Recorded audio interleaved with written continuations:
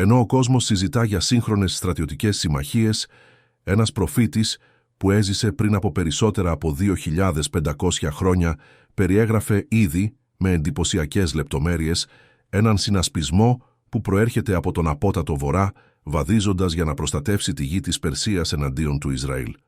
Ο Ιεζεκιήλ κατέγραψε ονόματα, γεωγραφικές κατευθύνσεις και την έκβαση ενός πολέμου που κανένας πολιτικός αναλυτής δεν θα μπορούσε να προβλέψει. Και το πιο ανησυχητικό, τα αρχαία ονόματα αυτών των λαών αντιστοιχούν ακριβώς στα έθνη που σήμερα κυριαρχούν στις ειδήσεις. Η προφητεία δεν πλησιάζει, μπορεί ήδη να τοποθετείται στη σκακιέρα.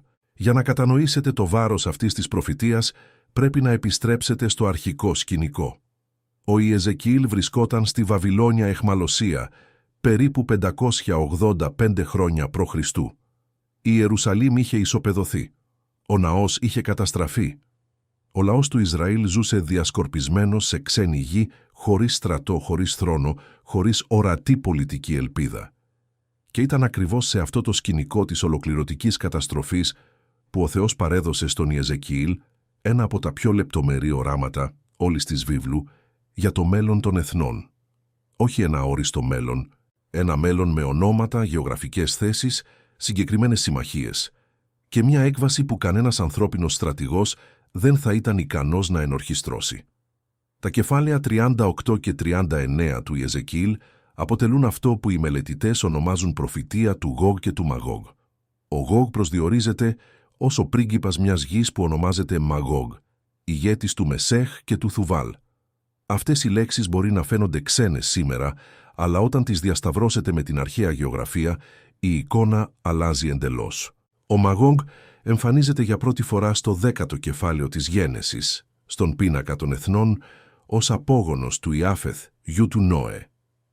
Ιστορικοί όπως ο Φλάβιος Ιώσιπος, ο οποίος έγραψε τον 1ο αιώνα μετά Χριστόν, ταύτισαν τον Μαγόγ με τους Σκύθες, νομαδικές φυλές που κατοικούσαν στην περιοχή βόρεια της Μαύρης Θάλασσας και του Καυκάσου. Αυτή η περιοχή αντιστοιχεί στον σύγχρονο χάρτη ακριβώς στα νότια της Ρωσίας και σε τμήματα της Κεντρικής Ασίας. Ο Μεσέχ και ο Θουβάλ, επίσης γη του Ιάφεθ, συνδέονται από αρχαιολόγους και Ασσύριους ιστορικούς με περιοχές της σύγχρονης Τουρκίας και περιοχές παρακείμενες στα νότια του Καυκάσου. Αλλά η λεπτομέρεια που τραβά περισσότερο την προσοχή βρίσκεται στον Ιεζεκιήλ 38, στίχο 15, όταν το κείμενο λέει ότι αυτός ο ηγέτης θα έρθει από τον απότατο βορρά. Αν χαράξετε μια ευθεία γραμμή προς τον βορρά, ξεκινώντας από την Ιερουσαλήμ, ξέρετε από πού περνάει, απευθείας από τη Μόσχα. Γεωγραφική σύμπτωση, ίσως. Αλλά όταν προσθέσετε τους συμμάχους που αναφέρονται στην προφητεία, η σύμπτωση αρχίζει να μοιάζει με κάτι πολύ μεγαλύτερο. Ο Ιεζεκιήλ 38, στίχος 5, απαριθμεί τα έθνη που θα βαδίσουν μαζί με τον Γόγ. Το πρώτο από αυτά είναι η Περσία. Περσία είναι το αρχαίο όνομα του Ιράν. Δεν πρόκειται για ελεύθερη ερμηνεία.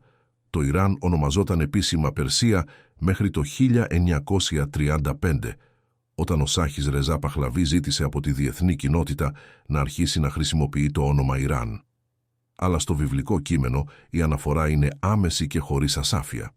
Η Περσία είναι μεταξύ των πρώτων συμμάχων του συνασπισμού που κατεβαίνει από τον απότατο βορρά εναντίον του Ισραήλ. Σήμερα, η στρατιωτική συμμαχία μεταξύ Ρωσίας και Ιράν δεν είναι θεωρία συνωμοσίας. Είναι πρωτοσέλιδο εφημερίδας. Μπορείτε να αντιληφθείτε τι σημαίνει να διαβάζετε αυτό σε ένα κείμενο 2.500 ετών και να κοιτάζετε τις τρέχουσες ειδήσεις. Η Ρωσία προμηθεύει το Ιράν με συστήματα αντιαεροπορικής άμυνας όπως το S-300, αξίας περίπου $800 εκατομμυρίων ανά μονάδα. Ρώσοι και Ιρανοί στρατιωτικοί έχουν πραγματοποιήσει τουλάχιστον 5 κοινές ναυτικές ασκήσεις στην Κασπία θάλασσα και στον Ινδικό ωκεανό από το 2015. Το 2022, το Ιράν προμήθευσε τη Ρωσία με περισσότερα από 1.700 drones Shahid για χρήση στη σύγκρουση στην Ουκρανία, ενισχύοντας έναν στρατιωτικό δεσμό που δεν κρύβεται πλέον από κανέναν. Η Ρωσία διατηρεί ενεργή στρατιωτική παρουσία στη Συρία από το 2015, με την αεροπορική βάση Χμεϊμίμ και την ναυτική βάση Τάρτους, τοποθετώντας δυνάμεις σε απόσταση μικρότερη των 300 χιλιόμετρων από τα βόρεια σύνορα του Ισραήλ. Αυτό ισοδυναμεί με την απόσταση μεταξύ Σάο Πάολο και Καμπίνας, πολλαπλασιασμένη επί 4. Με στρατιωτικούς όρους, είναι πρακτικά η διπλανή πόρτα. Αλλά ο Ιεζεκιήλ δεν σταμάτησε στην Περσία. Το κείμενο αναφέρει επίσης τον Χούς και τον Φούτ.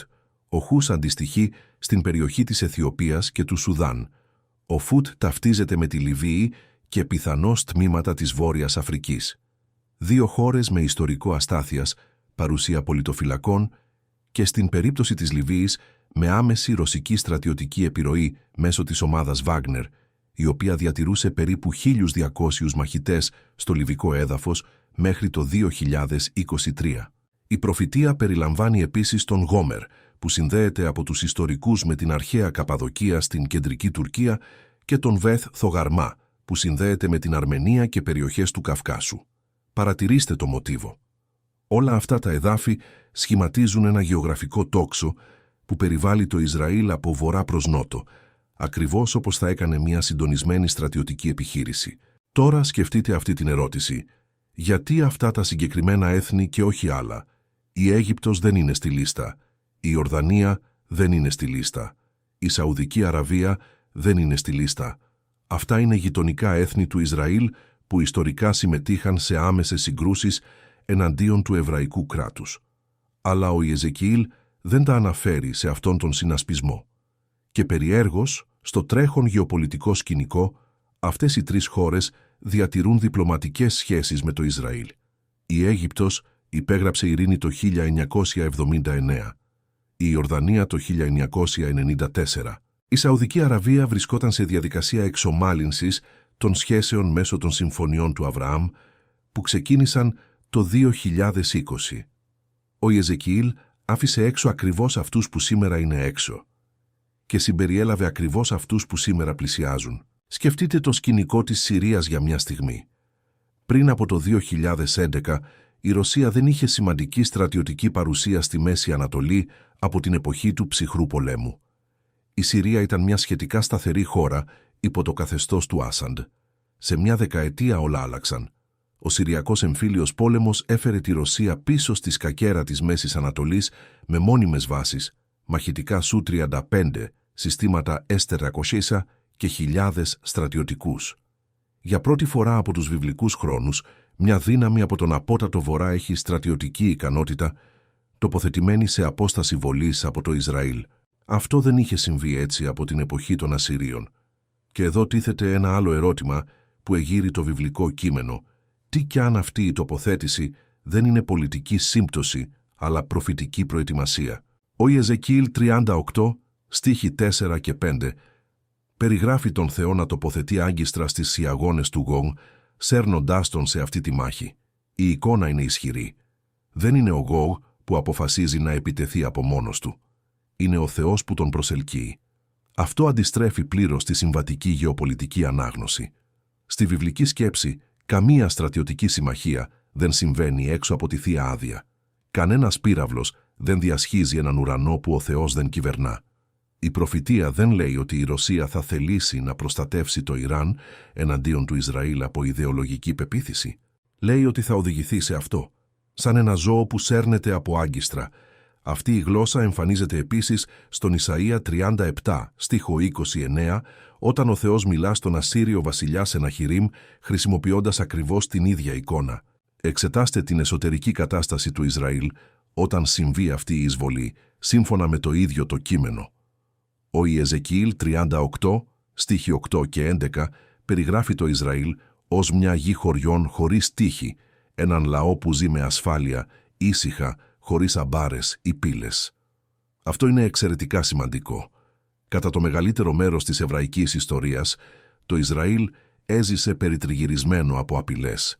Αλλά το προφητικό κείμενο περιγράφει μια στιγμή ψευδούς ασφάλειας, μια περίοδο κατά την οποία το Ισραήλ θα αισθάνεται αρκετά προστατευμένο ώστε να χαμηλώσει την άμυνά του. Πολλοί μελετητές συνδέουν αυτή τη στιγμή με μια πιθανή περιφερειακή ειρηνευτική συμφωνία που θα προηγούνταν της εισβολής, κάτι που θυμίζει τις συμφωνίες του Αβραάμ σε ακόμη μεγαλύτερη κλίμακα. Ένα σύμφωνο που θα έδινε στο Ισραήλ μια αίσθηση σταθερότητας τόσο μεγάλη που η επίθεση θα τους έπιανε όλους εξαπίνης. Και εδώ προκύπτει ένα ζήτημα που αλλάζει τα πάντα. Εάν οι συμμαχίες έχουν ήδη σχηματιστεί και το Ισραήλ βαδίζει προς ένα σενάριο ψευδούς ασφάλειας, σε ποιο ακριβώς σημείο της προφητικής χρονικής γραμμής βρισκόμαστε? Ξέρετε τι είναι το πιο εντυπωσιακό σε αυτή την αφήγηση? Ότι γράφτηκε για έναν λαό που δεν είχε έθνος. Το Ισραήλ δεν υπήρχε ως κράτος όταν έγραφε ο Ιεζεκιήλ. Ο εβραϊκός λαός εξορίστηκε το 586 π.Χ. και ανέκτησε την εθνική κυριαρχία μόλις το 1948, σχεδόν 2.500 χρόνια αργότερα. Κανένα άλλο έθνος στην ιστορία της ανθρωπότητας δεν διασκορπίστηκε σε όλες τις υπήρους για 25 αιώνες, διατήρησε την πολιτιστική, γλωσσική και θρησκευτική του ταυτότητα και μετά επέστρεψε ακριβώς στο ίδιο έδαφος. Αυτό από μόνο του είναι ένα φαινόμενο χωρίς προηγούμενο και η προφητεία του Ιεζεκιήλ εξαρτάται ακριβώς από αυτή την επιστροφή για να λειτουργήσει. Χωρίς αποκατεστημένο Ισραήλ δεν υπάρχει εισβολή εναντίον του Ισραήλ.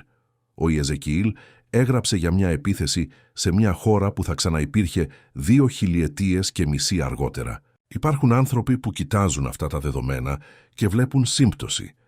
Υπάρχουν άλλοι που βλέπουν την προφητεία να εκπληρώνεται σε πραγματικό χρόνο. Αλλά υπάρχει ένα αντικειμενικό γεγονός που καμία από τις δύο ομάδες δεν μπορεί να αρνηθεί. Τα στοιχεία που περιγράφηκαν πριν από 25 αιώνες είναι παρόντα στο τρέχον σκηνικό με τρόπο πρωτοφανή στην ιστορία. Και ίσως αυτό που συμβαίνει με πολλούς που ακούν αυτά τα πράγματα είναι ακριβώς αυτό που συνέβαινε στις ημέρες του Ιεζεκιήλ. Ο λαός άκουγε τον προφητικό λόγο, αναγνώριζε τα σημάδια, αλλά δεν άφηνε το μήνυμα να κατέβει από το κεφάλι στην καρδιά. Το να γνωρίζεις ότι υπάρχουν βιβλικές προφητείες για τους καιρούς είναι διαφορετικό από το να κατανοείς τι επικοινωνεί ο Θεός μέσω αυτών. Πολλοί γνωρίζουν τους στίχους, λίγοι κατανοούν το βάθος αυτού που αποκαλύπτεται και ανάμεσα σε όλες τις αποκαλύψεις των γραφών, καμία δεν συγκεντρώνει τόση πνευματική ένταση όσο τα τελευταία λόγια του Ιησού στον Σταυρό. Κάθε φράση που είπε ο Χριστός εκείνη τη στιγμή φέρει στρώματα νοήματος που οι περισσότεροι δεν εξερεύνησαν ποτέ. Το ψηφιακό βιβλίο «Οι 7 τελιτάιες λεξίες του Ιησού που συγκλώνησαν την Ιερουσαλήμ» ετοιμάστηκε για να σας οδηγήσει σε αυτό το βάθος. Δεν είναι μια επιφανειακή ανάγνωση. Είναι ένα ταξίδι στα πιο ισχυρά λόγια που υπόθηκαν ποτέ στην ανθρώπινη ιστορία, το καθένα εξηγημένο με βιβλικό πλαίσιο και εφαρμογή για τη ζωή σας. Εάν αυτό το περιεχόμενο σας αγγίζει, στρέψτε την κάμερα του κινητού σας στον τετράγωνο κώδικα που εμφανίζεται στην οθόνη τώρα. Ένας ασφαλής σύνδεσμος θα εμφανιστεί αυτόματα. Απλώς αγγίξτε τον για να ξεκινήσετε την ανάγνωση. Εάν προτιμάτε, ο σύνδεσμος είναι επίσης διαθέσιμος στην περιγραφή του βίντεο. Στο κινητό, αγγίξτε τον τίτλο του βίντεο ή την επιλογή «Περισσότερα» για να δείτε την πλήρη περιγραφή. Στον υπολογιστή ή την τηλεόραση, ο σύνδεσμος εμφανίζεται ακριβώς κάτω από το βίντεο. Χιλιάδες άνθρωποι εμβαθύνουν ήδη την πίστη τους μέσω αυτού του υλικού.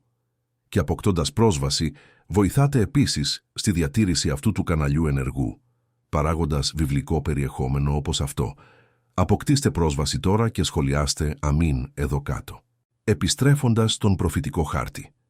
Ο Ιεζεκιήλ περιγράφει την έκβαση αυτής της εισβολής με γλώσσα που δεν αφήνει περιθώρια για ασάφεια.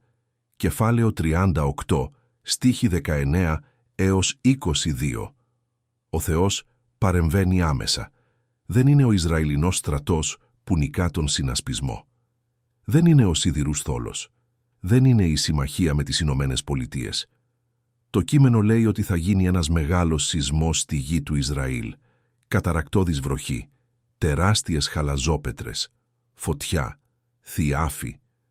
Η γλώσσα παραπέμπει άμεσα στην καταστροφή των Σοδόμων και των Γομόρων στη Γένεση 19 και στην 7η πληγή της Αιγύπτου στην Έξοδο 9. Είναι η υπερφυσική παρέμβαση. Ο Θεός που άνοιξε την Ερυθρά θάλασσα για να περάσουν 300.000 άνθρωποι είναι ο ίδιος που υπόσχεται να καταστρέψει τον πιο ισχυρό συνασπισμό που σηκώθηκε ποτέ εναντίον του λαού του.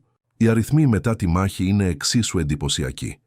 Ο Ιεζεκιήλ 39 στίχος 9 λέει ότι οι κάτοικοι του Ισραήλ θα χρησιμοποιούν τα όπλα των εισβολέων ως καύσιμη ύλη για 7 χρόνια. 7 χρόνια. Αντιληφθείτε το αυτό. Η ποσότητα του στρατιωτικού εξοπλισμού που θα εγκαταλειφθεί θα είναι τόσο μεγάλη που θα χρησιμεύει ως πηγή ενέργειας για σχεδόν μία δεκαετία. Ο Ιεζεκιήλ 39, στίχοι 12 έως 15, προσθέτει ότι το Ισραήλ θα χρειαστεί 7 μήνες για να θάψει τους νεκρούς και ότι συγκεκριμένες ομάδες θα οριστούν αποκλειστικά για να διασχίζουν τη γη αναζητώντας ανθρώπινα λείψανα. Η κλίμακα της καταστροφής που περιγράφεται είναι συγκρίσιμη με αυτό που είδαμε σε συγκρούσεις όπως ο Δεύτερος Παγκόσμιος Πόλεμος, που άφησε μεταξύ 70 και 85 εκατομμυρίων νεκρών. Ο προφήτης περιγράφει μια σφαγή τέτοιων διαστάσεων που θα απαιτούσε οργανωμένη εφοδιαστική κηδιών για περισσότερο από μισό χρόνο. Αλλά το κεντρικό σημείο αυτής της καταστροφής δεν είναι στρατιωτικό. Είναι θεολογικό. Ο Ιεζεκιήλ 38, στίχος 23, αποκαλύπτει τον τελικό σκοπό. «Ούτω μεγαλυνθήσομαι και αγιαστήσομαι και γνωστήσομαι ενώπιον εθνών πολλών, και γνώσονται ότι εγώ είμαι Κύριος». Η μάχη δεν αφορά το πετρέλαιο, το φυσικό αέριο, την επικράτεια ή τη γεωπολιτική επιρροή. Αφορά την αποκάλυψη. Ο Θεός χρησιμοποιεί το πιο ακραίο στρατιωτικό σκηνικό για να κάνει τα έθνη να δουν κάτι που η διπλωματία δεν έδειξε ποτέ. Ότι υπάρχει ένας Θεός ζωντανός, ενεργός και κυρίαρχος πάνω στην ιστορία. Παρατηρήστε τι συμβαίνει στο ανθρώπινο επίπεδο, ενώ αυτές οι προφητείες ευθυγραμμίζονται.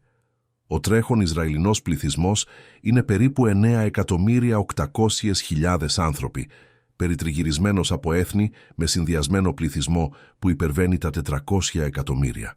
Σε καθαρά αριθμητικούς όρους, το Ισραήλ είναι μικρότερο από πολλές πόλεις.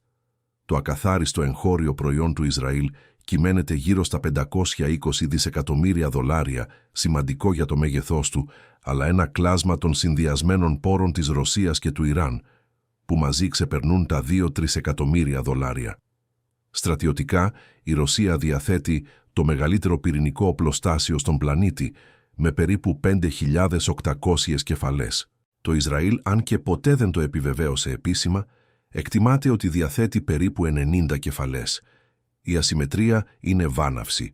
Σε οποιονδήποτε ανθρώπινο υπολογισμό, ένας συνασπισμός υπό την ηγεσία της Ρωσίας εναντίον του Ισραήλ θα ήταν καταστροφικός. Και γι' αυτό ακριβώς η θεία παρέμβαση που περιγράφει ο Ιεζεκιήλ έχει τόσο αφηγηματικό βάρος. Δεν είναι μια δίκαιη μάχη. Είναι μια αδύνατη κατάσταση που επιλύεται από εκείνον που δημιούργησε την ίδια την έννοια της πιθανότητας. Αλλά από ποια πλευρά του πνευματικού χάρτη βρίσκεστε? Διότι ενώ τα έθνη ευθυγραμμίζονται και οι στρατηγοί τοποθετούν στρατεύματα, υπάρχει μια διάσταση αυτής της ιστορίας που δεν εμφανίζεται στις στρατιωτικές αναλύσεις. Η βίβλος παρουσιάζει αυτά τα γεγονότα όχι ως τέλος, αλλά ως προετοιμασία. Προετοιμασία γιατί? Για τη στιγμή που κάθε γόνατο θα λυγίσει και κάθε γλώσσα θα ομολογήσει, όπως έγραψε ο Παύλος στους Φιλιππισίους 2, στίχο 10. Η ιστορία των συγκρούσεων μεταξύ του Ισραήλ και των εθνών δεν αφορούσε ποτέ μόνο τη γη. Από την έξοδο από την Αίγυπτο, περνώντας από τους Φιλιστέους, τους Ασσυρίους, τους Βαβυλώνιους, τους Πέρσες, τους Έλληνες και τους Ρωμαίους, κάθε αναμέτρηση έφερε ένα πνευματικό μήνυμα μεγαλύτερο από τα σπαθιά που συμμετείχαν. Όταν ο Ναβουχοδονόσορ κατέστρεψε την Ιερουσαλήμ, ο Θεός το χρησιμοποίησε για να εξαγνίσει τον λαό του. Όταν ο Κύρος της Περσίας απελευθέρωσε τους Εβραίους, ο Θεός χρησιμοποίησε έναν παγανιστή βασιλιά για να εκπληρώσει τον λόγο του. Όταν η Ρώμη κατέστρεψε τον δεύτερο ναό το 70 μετά Χριστόν, ο Ιησούς είχε ήδη προβλέψει κάθε πέτρα που θα έπεφτε στο Ματθαίο 24, στίχο 2. Το μοτίβο είναι σαφές. Ο Θεός δεν είναι θεατής της ιστορίας, είναι ο δημιουργός. Και η συμμαχία μεταξύ Ρωσίας και Ιράν εναντίον του Ισραήλ, που περιγράφεται από τον Ιεζεκιήλ, ακολουθεί ακριβώς το ίδιο μοτίβο. Δεν είναι γεωπολιτικό ατύχημα, είναι προφητικό κεφάλαιο. Το σύγχρονο Ιράν, άλλωστε, φέρει μια εξαιρετική ιστορική ηρωνία. Η αρχαία Περσία υπό τον βασιλιά Κύρο ήταν το έθνος που χρησιμοποίησε ο Θεός για να απελευθερώσει το Ισραήλ από τη Βαβυλώνια αιχμαλωσία. Ο Ισαΐας 45, στίχος 1, αποκαλεί τον Κύρο χρησμένο του Θεού, τον μοναδικό εθνικό ηγέτη, που έλαβε αυτόν τον τίτλο στις γραφές. Η Περσία ήταν προστάτης του Ισραήλ. Η Εσθήρ, η Εβραία βασίλισσα, που έσωσε τον λαό της από τη σφαγή που σχεδίασε ο Αμάν, ήταν σύζυγος του Πέρση, βασιλιά Ξέρξη. Το βιβλίο της Εσθήρ διαδραματίζεται εξ ολοκλήρου σε περσικό έδαφος. Και τώρα, 25 αιώνες αργότερα, το Ιράν έχει γίνει η κύρια φωνή στη Μέση Ανατολή που ζητά την καταστροφή του Ισραήλ. Η χώρα που έσωσε τους Εβραίους τώρα χρηματοδοτεί ομάδες όπως η Χεσμπολάχ με ετήσιο προϋπολογισμό που εκτιμάται σε $700 εκατομμύρια και η Χαμάς, η οποία λαμβάνει μεταξύ 100 και 300 εκατομμυρίων δολαρίων ετησίως από το Ιρανικό καθεστώς. Αυτή η ιστορική αντιστροφή δεν είναι υποσημείωση. Είναι μέρος του μυστηρίου που περιέγραψε ο Ιεζεκίηλ. Και αυτό το βιβλικό βάθος είναι ακριβώς το είδος της αποκάλυψης που μεταμορφώνει τον τρόπο με τον οποίο διαβάζετε τις γραφές. Όταν η βίβλος συνδέει την Περσία, τη Ρωσία, το Ισραήλ και το λυτρωτικό σχέδιο του Χριστού σε μια ενιαία προφητική γραμμή, δεν μπορείτε να συνεχίσετε να διαβάζετε επιφανειακά. Το ψηφιακό βιβλίο «Οι 7 τελεητάιες λεξίες του Ιησού που συγκλώνησαν την Ιερουσαλήμ» βυθίζεται σε αυτό το επίπεδο βάθους, αποκαλύπτοντας τι επικοινωνεί κάθε λόγος του Χριστού στον Σταυρό για όποιον ζει αυτούς τους καιρούς. Στρέψτε την κάμερα του κινητού στον κωδικό QR στην οθόνη ή αποκτήστε πρόσβαση μέσω του συνδέσμου στην περιγραφή. Αποκτώντας πρόσβαση, ενισχύεται επίσης τη συνέχεια αυτού του καναλιού, επιστρέφοντας στην προφητεία. Υπάρχει μια λεπτομέρεια στον Ιεζεκίηλ 38 στίχο 13, την οποία λίγοι σχολιαστές εξερευνούν. Όταν συμβαίνει η εισβολή, το κείμενο αναφέρει ότι ο Σαββά, ο Δεϊδάν και οι έμποροι της Θαρσής με όλα τα νεαρά λιοντάρια τους θα ρωτήσουνε «Ήρθες για να πάρεις λάφυρα». Ο Σαββά και ο Δεϊδάν συνδέονται με την Αραβική Χερσόνησο, σήμερα τη Σαουδική Αραβία και τις χώρες του κόλπου. Η Θαρσής συζητείται περισσότερο, αλλά πολλοί μελετητές τη συνδέουν με μια δυτική ναυτική δύναμη, πιθανώς τη Μεγάλη Βρετανία ή τα δυτικά έθνη γενικότερα. Και παρατηρήστε, αυτά τα έθνη δεν επιτίθενται μαζί με τον Γογ, απλώς αμφισβητούν, διαμαρτύρονται διπλωματικά, εκδίδουν ανακοινώσεις. Αυτό δεν σας θυμίζει το τρέχον μοτίβο?